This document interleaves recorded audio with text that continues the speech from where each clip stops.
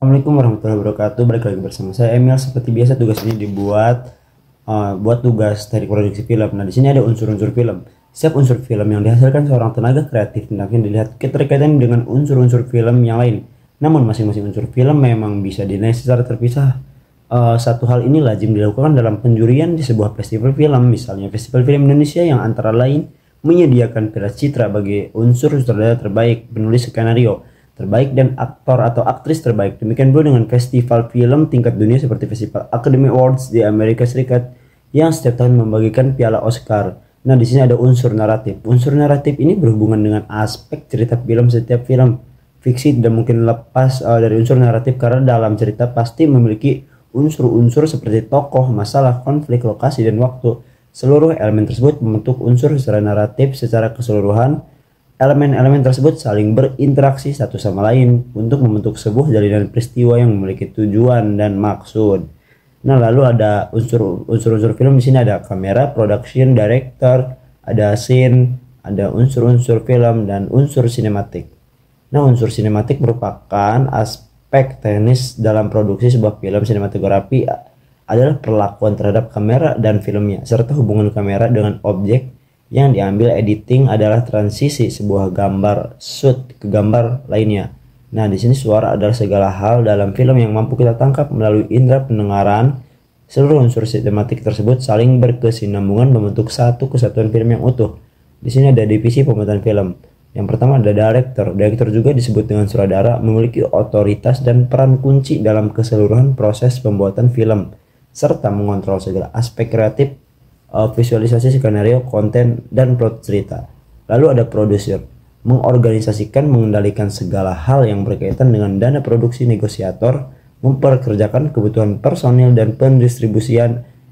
Lalu ada eksekutif produser, investor yang mendanai produksi dan memastikan proses produksi berjalan semestinya.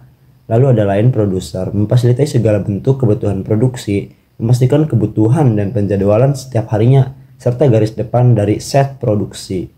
Lalu ada divisi pembuatan film. Yang pertama yaitu ada production assistant, membantu force assistant director dalam menyiapkan set operasi dan membantu bidang produksi dalam pekerjaan umum. Lalu ada assistant production manager. Di sini membantu pekerjaan dari production manager. Unit manager mirip seperti tugas assistant production, namun pada pekerjaan ini bersifat sekunder seperti peran koordinator transportasi. Lalu ada production koordinator, bagian integral produksi, bertanggung jawab pada segala bentuk logistik dari memperkerjakan personil, menyewa peralatan, dan mempersiapkan kebutuhan bakat. Lalu ada force assistant director. Di sini membantu manajer produksi dan sutradara serta membantu memastikan jadwal berjalan tepat waktu, memelihara suasana kerja tim agar menjadi lebih fokus pada pekerjaan mereka. Lalu ada second assistant director. Selain membantu sutradara dan tugas yang didelegasikan pada season pertama, sutradara memastikan juga daftar rincian pengambilan gambar setiap harinya.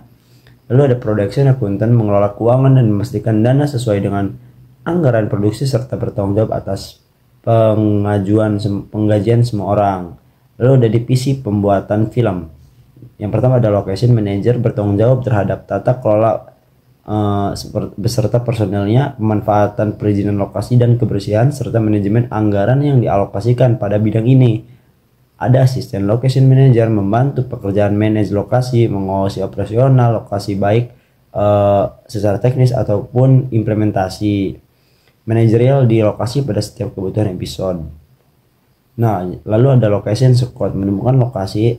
Sempat produksi film menegosiasikan sewa seperti pada pemilik riset lokasi dan segala bentuk kebutuhan sterilisasi dengan mengkoordinasikan pada pihak-pihak terkait pada hal tersebut gitu.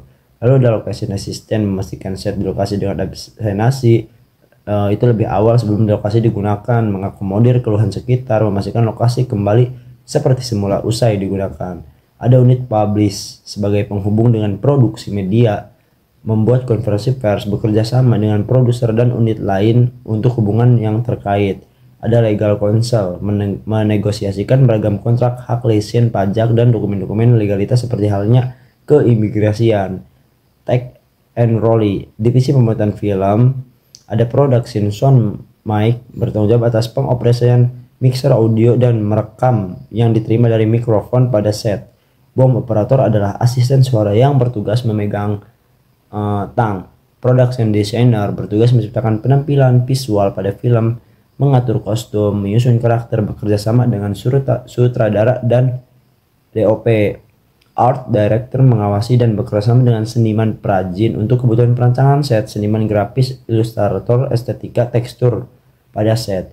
Ada head of flash bertugas mengelola pemrosesan plaster beserta dan reproduksi berdasarkan kebutuhannya, biasanya menggunakan cetakan dari proses casting.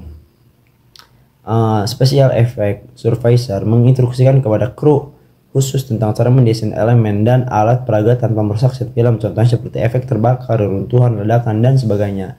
Ada mise en scene.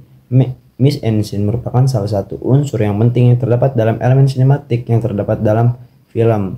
Mise en scene yang terdapat dalam film terdiri dari 4 aspek, yaitu yang pertama ada setting, latar, kostum atau tata rias, pencahayaan, pemain, dan pergerakan. Editing suara.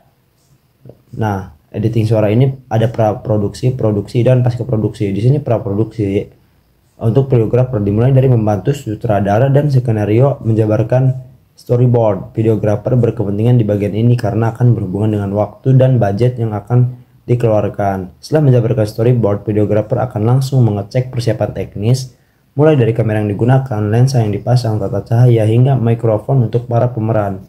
Lalu ada produksi. Nah, pada proses produksi ini, videografer akan berhubungan dengan sutradara. Secara umum, ia bertugas untuk mengambil video, namun dalam beberapa hal yang lain, ia juga harus memastikan agar suara yang ditangkap jernih dan tidak ada noise. Lalu ada pasca produksi. Tugas terberat untuk seseorang di posisi ini mungkin saat pasca produksi. Hal pertama yang mereka bakal lakukan di proses ini adalah mengumpulkan semua video dan melakukan pencatatan untuk keperluan editing. Di sini mereka mempunyai peran layaknya video editor. Nah, mungkin sekian dari saya, kurang lebih mohon maaf. Wassalamualaikum warahmatullahi wabarakatuh.